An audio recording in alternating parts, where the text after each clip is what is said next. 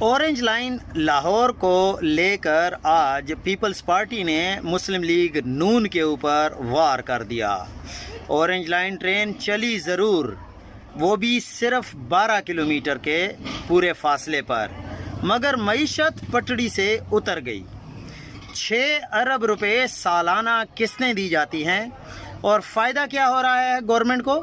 Zero, اور اس سے بڑھ کر نقصان ہی نقصان کیا جا رہا ہے پنجاب حکومت کا۔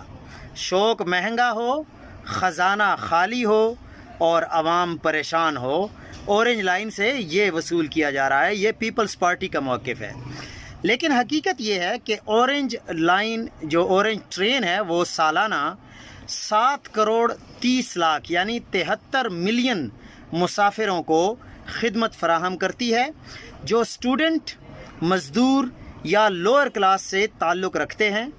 6 ارب اگر پیپلز پارٹی کی بات ہی مان لی جائے کہ وہ انسٹالمنٹ دینی پڑتی ہے تو یہ 82 روپے فی مسافر سالانہ سبسڈی بنتی ہے۔